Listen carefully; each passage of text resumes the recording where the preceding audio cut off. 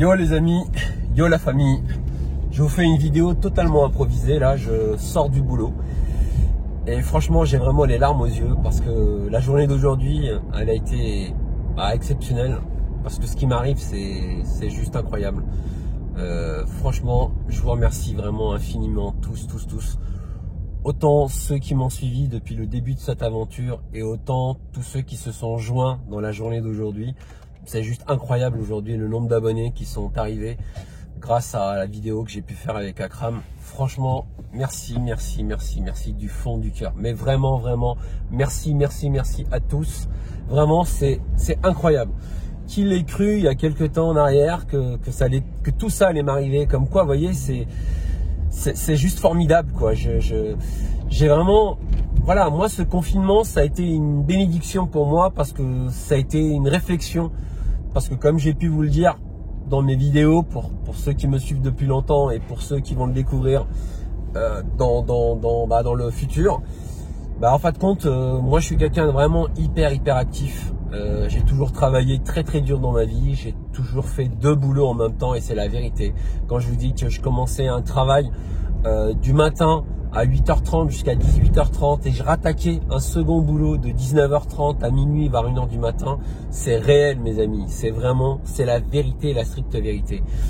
Parce que je fais partie d'une famille nombreuse, parce que mon père, il fallait lui donner un coup de main, parce que c'est comme ça, il était tout seul à travailler, ma mère était au foyer, on est 4 frères et 2 sœurs et je vais vous dire une chose, c'est que l'aîné dans une famille maghrébine, c'est vraiment pas du tout la bonne place. Franchement, c'est la pire des places parce que forcément, vous êtes le premier à être l'aîné, vous êtes le premier à pouvoir aider les autres et je l'ai fait vraiment du mieux que j'ai pu, je l'ai fait au maximum en aidant bien sûr mes parents, en aidant mes frères et sœurs et je continue encore à le faire aujourd'hui. De toute manière, c'est dans mon tempérament d'aider les autres parce que vraiment c'est quelque chose que j'aime. J'adore rendre service aux gens. Je le fais vraiment de bon cœur. Et voilà, donc ce confinement a été une réflexion. Quand je vous dis ça, c'est que je me suis retrouvé du jour au lendemain sans possibilité de faire quoi que ce soit, pas de travailler, rien. Et franchement là, mes amis, c'est pas du tout pour moi ça. Donc là, je me suis dit... ça faisait déjà des années que j'avais créé ma chaîne YouTube, mais un peu comme tout le monde, juste pour pouvoir aller dessus, voilà, écouter des albums, regarder de temps en temps une vidéo. Mais là, en tant que créateur, je me suis vraiment lancé pendant ce confinement. D'ailleurs, les premières vidéos que j'ai faites, c'est dans mon parking, au 3e sous-sol, où là j'ai commencé à en faire une, et puis après, ça m'a plu, et j'en ai fait d'autres, etc. Et franchement, d'ailleurs, en faisant ça, j'ai découvert vraiment une famille de vlogueurs que je ne connaissais pas. Alors, je parle des vlogueurs moto, maintenant c'est valable pour tout. Et franchement, je tiens énormément d'ailleurs à les remercier parce que c'est vraiment une véritable solidarité. Et quand je dis qu'il y a une vraie solidarité entre motards, c'est vrai. Le fameux V, ce salut qu'on se fait entre nous sans même nous connaître, c'est juste quelque chose d'extraordinaire et qui malheureusement a disparu avec le temps entre automobilistes, quoi. Ce qui est vraiment dommage parce que dans le passé, entre automobilistes, c'est pas du tout ça. Et j'ai quelques vagues souvenirs parce que j'étais jeune. Mais à l'époque de nos grands-parents ou de nos parents, il y avait beaucoup plus de respect sur la route qu'aujourd'hui, quoi. Aujourd'hui, c'est du grand n'importe quoi. C'est pour un mauvais geste, la personne peut même venir vous suivre pour vous tuer, quoi. C'est du délire. Il faut vraiment que les gens commencent un petit peu à réfléchir et à se dire que c'est pas ça la vie, quoi. Et voilà, tout ça pour vous dire que les vlogueurs que j'ai découverts, certains d'ailleurs, je les remercie encore aujourd'hui et je continuerai à les remercier parce qu'ils m'ont vraiment tendu la main dès le début et en me donnant des conseils, en essayant de me soutenir, de m'encourager et ça franchement c'est juste extraordinaire. Donc je pense à plein d'autres. Alors je vais d'abord commencer par Carlos parce que Carlos c'est vraiment le premier avec qui j'ai pu avoir un contact direct par uniquement les réseaux d'aujourd'hui, hein, WhatsApp, etc. Il se trouve en plus que son cousin, je le connais depuis très nombreuses années. Comme quoi, vous voyez, mes amis, le monde est tout petit. Mais quand je vous dis que le monde est tout petit, c'est rien du tout, quoi. Vous vous rendez compte comment je pouvais connaître son cousin ou comment... C'est juste incroyable. Donc, Carlos75, c'est un YouTuber qui a vécu avant en France et qui est maintenant en Suisse. Après, j'ai eu une super dédicace, mais encore une fois, merci du fond du cœur, de Despi. Despi 999, Despi 999, qui est également un vlogueur exceptionnel en moto. Après, j'ai pu découvrir d'autres comme Bébert, comme Boss Offroad. Franchement, c'est tous ces gens-là. Et aujourd'hui, c'est vraiment une petite communauté. On arrive à aller sur nos vidéos, à se les commenter, à s'encourager. C'est juste incroyable. Franchement, mes amis, je vous souhaite vraiment à tous de partager comme ça une chose. Moi, bien sûr, ce qui nous relie tous, c'est la passion de la moto, ça c'est clair. Mais franchement, ce qui m'arrive, c'est juste incroyable. Et moi, je crois beaucoup au destin parce que rien n'arrive par hasard. Ça, c'est clair et net. Pour moi, rien n'arrive par hasard. Moi, je pense que déjà, la première chose, c'est de commencer et toujours respecter ses parents. Ça, c'est très, très important, mes amis. Respecter ses parents, respecter ses grands-parents, respecter la famille en général. Parce que c'est une véritable... Franchement, ça vient du fond du cœur, ce que je vous dis. Moi, je sais que toutes les portes s'ouvrent parce que j'ai énormément de respect vis-à-vis de ma famille, vis-à-vis de mes parents, mais vis-à-vis de mes grands-parents. Moi, j'ai grandi en Algérie avant de venir en France. J'ai côtoyé la misère de très très près. Et ça, franchement, je sais ce que c'est. Et ce qui me donne justement l'œil du tigre pour y arriver, pour réussir, pour aller vraiment réussir tout ce que j'entreprends et aller vraiment rechercher tout ce que je recherche pour y arriver, c'est ça. C'est ça. C'est cette misère que j'ai côtoyée de près. Les amis, je ne vous la souhaite pas. Il faut franchement... C'est bien de passer par là, mais de ne pas y rester. Parce que le but, c'est justement de ne pas y rester. Alors après, il y a un proverbe qui habite chez nous qui dit que la misère, il y a deux choses, en fin de compte. Il y a ceux qu'elle tape au niveau du ventre. Alors au niveau du ventre, mes amis, malheureusement, un ventre, vous le remplissez, vous le videz, c'est pas bon du tout. Il y a ceux qu'elle tape au niveau de la tête. Et la tête, mes amis, ça vous reste là-dedans. Vous ne pouvez jamais oublier ça. C'est quelque chose qui reste gravé dans votre mémoire et vous ne pouvez pas oublier ça. Donc moi, mon vécu en Algérie a été vraiment, vraiment difficile. C'est-à-dire que je dormais dans un simple garage avec ma mère. On avait un petit réchaud pour se réchauffer, mais on n'avait rien d'autre que ça. Par la suite, j'ai pu effectivement vivre un petit peu mieux auprès de mes grands-parents maternels. Je vous expliquerai ça dans une prochaine vidéo parce que j'ai créé une thématique qui s'appelle Souvenirs et anecdotes. Et franchement, cette thématique me tient vraiment à cœur parce que je raconte ma vie, je raconte mon enfance. C'est une thématique, j'y tiens parce que c'est un devoir de mémoire de transmettre ça à mes enfants. Franchement, c'est vraiment important pour moi. Je sais que mes enfants aujourd'hui sont trop jeunes. Ils ont 15 ans et 18 ans. Ils vont pas s'y intéresser tout de suite. Mais je sais que plus tard, quand ils vont grandir, ils vont s'y intéresser. Moi, si j'avais pu, franchement, si mes parents avaient pu faire des tutos sur YouTube, ne serait-ce que de ma mère pour la cuisine ou autre, mais je rêverais aujourd'hui de les regarder en boucle.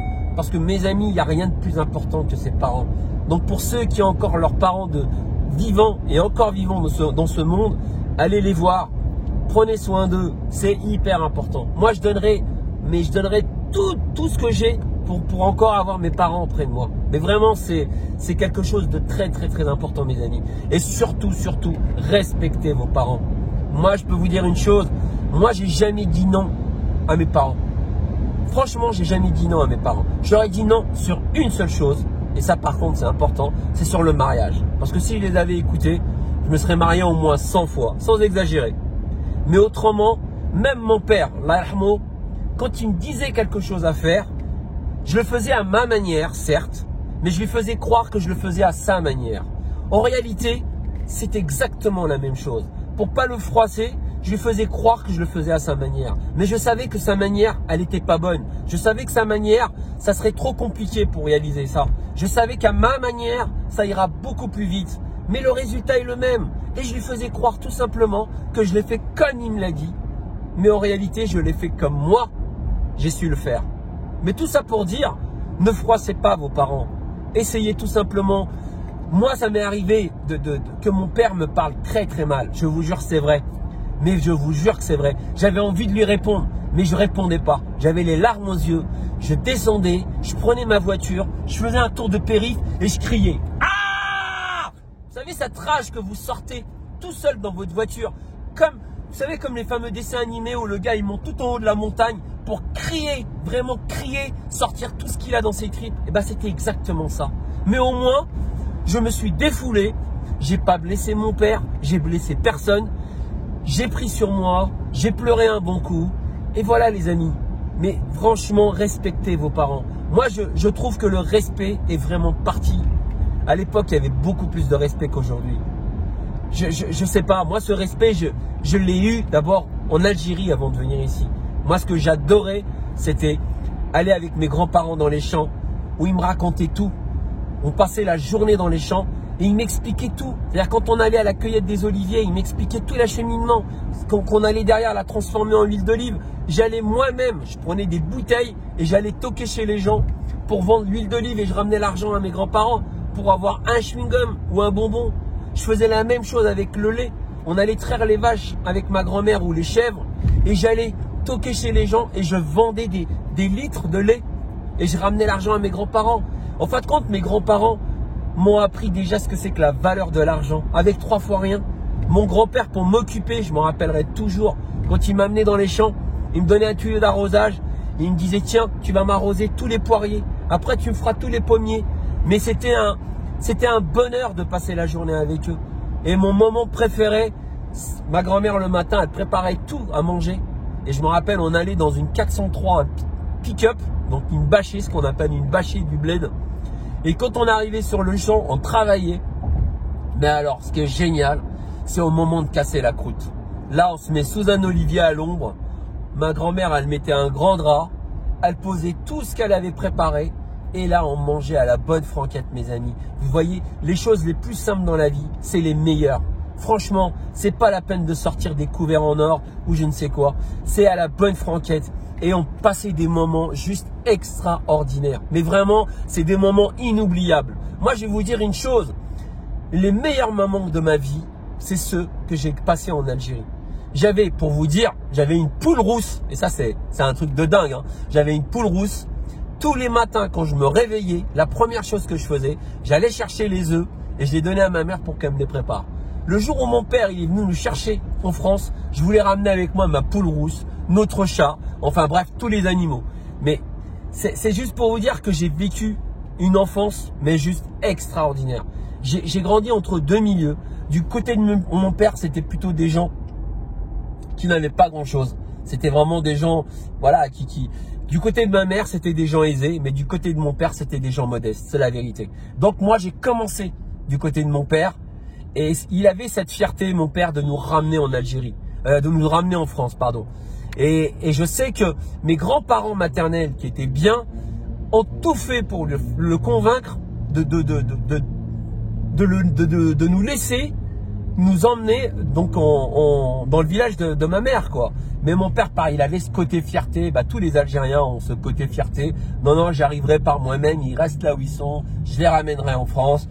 Et petit à petit, il a fini par accepter. Et c'est vrai que quand je suis arrivé du village de ma mère, ou de tout ce côté modeste, où franchement, les amis, je me rappelle, j'ai des souvenirs où ma mère, elle se lève le matin. Pendant la nuit, il y a eu la neige qui est tombée. Elle devait m'effrayer, elle devait m'ouvrir un chemin. Elle prenait la pelle, elle enlevait toute la neige. Et j'avais mes amis 2 km à pied pour aller jusqu'à l'école. 2 km à pied. Et je vais vous dire une chose, même avec les bottes, c'était pas suffisant. Ma botte, elle s'enfonçait complètement. J'arrivais dans la salle de classe, j'avais tout le bas de mon pantalon qui était mouillé. Et vous restez en cours comme ça jusqu'au soir.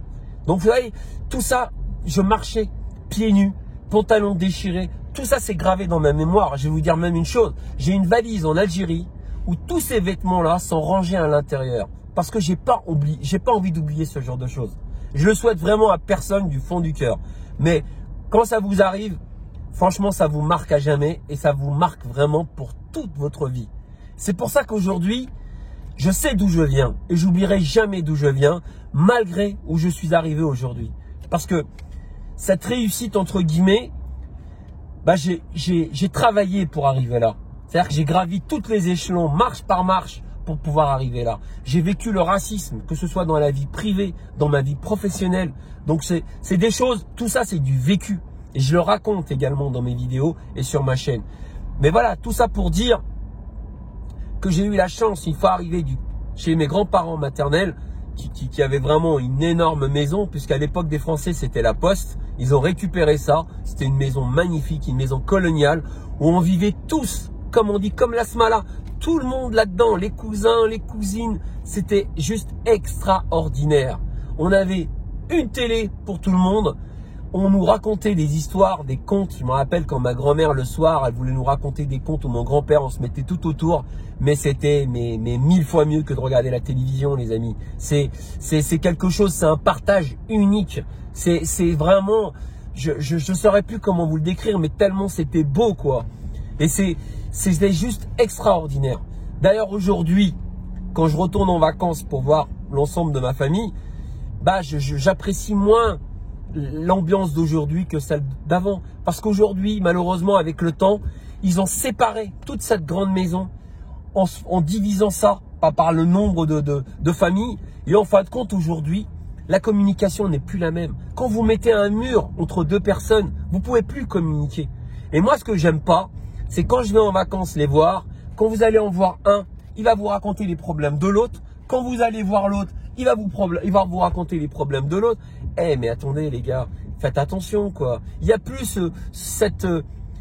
ce partage, cette communion qu'il y avait dans le passé. C'est vraiment, vraiment dommage que tout ça, ça s'est perdu. Mais parce que dès que le patriarche part, les amis, c'est terminé. C'est tout un pan d'histoire qui s'en va avec. Et c'est vraiment, vraiment, vraiment dommage. C'est ça qui est dommageable aujourd'hui. Et moi, je donnerais tout, mais vraiment tout. S'il y avait une machine à remonter le temps pour revenir dans ces années-là, s'il y avait la voiture de retour vers le futur, mais putain, je la programmerais direct pour revenir dans ces années-là. Mais c'était des années formidables. C'était une époque formidable. Même les années 80-90. Je crois qu'on est les derniers à avoir grandi dans cette belle époque. Là, depuis les années 2000. Mais c'est juste une catastrophe. On n'a plus cette liberté qu'on avait avant. La liberté, elle s'est restreinte. Mais c'est incroyable. C'est vraiment, vraiment dommage, les amis. Voilà, tout ça pour dire, encore une fois, je vous remercie du fond du cœur. Et que ce qui m'arrive, c'est juste incroyable. J'aurais jamais cru que ça puisse m'arriver un jour. Mais vraiment, jamais, jamais. Franchement, je vous remercie vraiment du fond du cœur. Je souhaite la bienvenue à tous les nouveaux abonnés qui sont venus suite à la vidéo qu'Akram a mis sur sa chaîne. Vraiment, je vous souhaite la bienvenue. Bienvenue à vous. Merci à vous de vous être abonnés. J'espère franchement que vous allez apprécier tout ce que je vais mettre sur ma chaîne YouTube. J'ai énormément de projets. Ces projets, malheureusement, avec ce Covid, sont malheureusement plus que stoppés. Parce que pour rien vous cacher, moi, je voulais vraiment faire perdurer cette moto de légende en allant voir vraiment tous les acteurs qui continuent encore à faire vivre cette moto. J'avais commencé à prendre contact avec l'ensemble des clubs VMAX à travers l'Europe, comme l'Italie, l'Espagne, le Portugal, la Belgique, l'Allemagne. J'ai pris contact avec eux. Je devais aller les voir. Je devais couvrir aussi des courses de dragster. Mais malheureusement, avec ce qui se passe, on est plus que limité, mes amis. Avec ce couvre-feu à 18 h, mais c'est juste une catastrophe. C'est juste une catastrophe. On n'a même plus le temps de travailler correctement. Donc du coup, suite à ça, je voulais également vous faire profiter bien sûr de mes road trips. J'ai fait des road trips, mais c'est vraiment dommage que j'ai pas pu vous les filmer parce que c'était à mourir de rire. On a passé des moments exceptionnels. On est une petite équipe, mais vraiment, c'est vraiment dommage. Mais bon, c'est pas grave. De toute manière, j'espère vous en faire d'autres dans l'avenir. Et Inch'Allah, comme on dit, que ce putain de virus s'en aille et qu'on puisse tous retrouver notre vie d'avant, notre liberté d'avant. Parce que là, les amis, c'est pas possible de continuer à vivre comme ça. C'est juste pas possible. Je sais pas comment cette histoire va se terminer, mais c'est pire qu'un film catastrophe. Parce qu'au moins dans un film, on connaît déjà la fin. Là, le problème, c'est que tout le monde dit tout et son contraire. Tout le monde se contredit. On sait vraiment pas du tout comment ça va se terminer. Et moi, même sur 2021, pourtant je suis quelqu'un de très positif, franchement, je sais pas. Je sais pas comment va être cette année, malheureusement. Mais voilà, toujours est-il qu'il faut positiver dans la vie. Il faut aller de l'avant.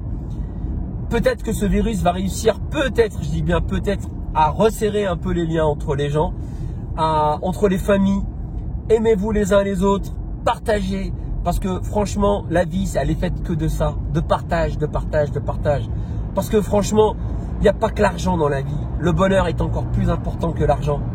Je ne sais pas quoi vous dire, mais voilà, j'ai vraiment envie de partager beaucoup de choses avec vous, de partager ma vie avec vous. Et justement, suite à toutes ces restrictions, c'est là où j'ai créé cette thématique souvenirs et anecdotes pour pouvoir vous partager un petit peu ma vie. J'en ai pas mal qui sont déjà en programmation sur février. Et puis j'en ai pas mal à tourner pour le mois de mars, avril, mai, juin. Enfin, j'en ai vraiment pas mal à vous faire partager. Et j'espère vraiment, Inch'Allah, que vous allez les apprécier, que vous allez les aimer, voire même les adorer. Voilà, en tous les cas, moi, comme je vous ai dit, c'est un devoir de mémoire de vraiment partager ça avec ma famille en Algérie, avec mes amis en France, mes amis d'enfance, avec mes enfants, parce que franchement, c'est quelque chose qu'il faut vraiment faire perdurer. Et parce que on n'est pas éternel malheureusement, et que tout s'arrêtera un jour ou l'autre, tout s'arrêtera. Et j'aimerais vraiment que mes enfants puissent, voilà, continuer à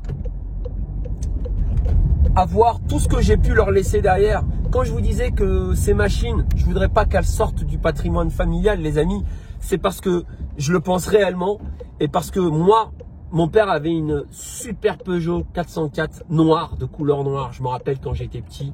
Et si mon père l'avait gardée, et si j'avais pu la récupérer après son décès, mes amis, mais je vous dis, jamais, jamais, pour rien au monde, je l'aurais vendue. Je vais vous dire pourquoi. Parce que c'était un souvenir pour moi. Ça veut dire qu'à chaque fois que je monterais à bord et que je serais derrière le volant de cette voiture, j'aurais tous les souvenirs avec mon père et j'aurais l'impression de faire encore une balade avec mon père. Et ce que j'aimerais avec ces motos, c'est que mes enfants, quand ils se mettront derrière le guidon de ces motos exceptionnelles, c'est qu'ils auront l'impression de faire une balade avec moi, tout simplement. Ça, c'est vraiment quelque chose à laquelle je tiens. Et quand j'en parle avec ma femme et mes enfants en leur disant, mais faut pas qu'après ma mort, ces motos partent et sortent de ce patrimoine familial. Mais il faut vraiment qu'elles restent dans le patrimoine familial. Parce que même si ma fille ou mon fils ne sont pas motos, il faudrait les laisser ça à leurs enfants, à leurs petits-enfants. Mais je veux absolument que ces motos restent. Et elles sont exceptionnelles et elles sont uniques. Parce qu'avec le VMAD dessus, il n'y a pas de VMAX. C'est VMAD maintenant. C'est une moto unique, les amis. C'est une moto avec une marque déposée. Parce que cette marque m'appartient aujourd'hui. VMAD, ça va traverser le temps. Il faut que ça continue à traverser le temps. Et je compte sur vous pour justement me soutenir, m'encourager à continuer à vous faire partager ces moments et à continuer à faire perdurer cette moto de légende et que VMAD soit, je sais pas, que ça dépasse tout l'inimaginable, ça dépasse tout. Franchement, je compte sur vous, mes amis. Voilà, tout ça pour vous dire, je vous ai fait cette petite vidéo pour vous remercier du fond du cœur. Mais vraiment, vraiment du fond du cœur. Merci beaucoup. Merci à tous. Merci à Kram. Merci Despi. Merci Carlos. Merci à tous. Franchement, ce qui m'arrive est juste incroyable. Je ne sais pas si je vais dormir ce soir. Je sais pas. Et franchement, en plus, je suis vraiment malade depuis 2 jours. Mais un truc de fou, la gorge, le nez qui coule. Mais là, je ne pouvais pas ne pas vous faire cette vidéo pour vous remercier du fond du cœur. Et vraiment, merci. Et je sais que, voilà, ce qui m'arrive, je sais c'est exceptionnel. Mais en même temps, moi, je crois au destin. Voilà, je crois vraiment au destin. Il se trouve que vraiment, voilà, le monde est petit. Il se trouve que Ismaël, de Vent Mon Auto, et d'ailleurs, les amis, je vous invite à aller voir son garage, Vent Mon Auto à Taverny. Vous allez voir des voitures exceptionnelles, comme jamais vous avez pu en voir dans votre vie. Et là, ils sont en train de faire un côté vintage où il va y avoir de la Golf 1, il va y avoir de la Peugeot 205 GTI, il va y avoir que du vintage de la bonne époque. Allez voir ça. Et il se trouve qu'Ismaël travaillait chez Opel et que je le connais donc depuis des années. Je l'ai connu avec Riyad, qui d'ailleurs travaille aujourd'hui avec lui. Et ben voilà, le monde est petit. Je ne sais pas comment ils connaissent Akram, mais voilà, la première vidéo date déjà de plus d'1 an. Je vous invite à aller la voir si vous l'avez pas vue d'Akram. Ça s'appelle Mon Nouveau Daily. Elle date de janvier 2020. Ismaël m'avait appelé pour me dire, Mad, est-ce que tu as toujours tes VMAX? Mais je lui ai dit, mais Ismaël, moi mes VMAX, c'est VMAX un jour, VMAX toujours. Et maintenant, je peux même te dire, c'est VMAD un jour, VMAD toujours. Il était mort de rire. Il m'a dit, Mad, franchement, si tu peux venir un samedi, Akram voudrait l'intégrer dans une de ses vidéos. Mes amis, il m'avait déjà fait un super beau cadeau. Donc je suis venu. Il a présenté mon VMAX, il m'a laissé le présenter plutôt, il m'a laissé faire pour le présenter sur une de ses vidéos. Et je vais vous dire une chose, c'est que ce jour-là, j'avais aussi envie de créer ma chaîne. C'était déjà le début de l'aventure. Parce que j'avais tellement envie de dire tellement de choses. Et en même temps, je lui ai pris du temps à Akram. Et on le voit, franchement, je le remercie encore du fond du cœur.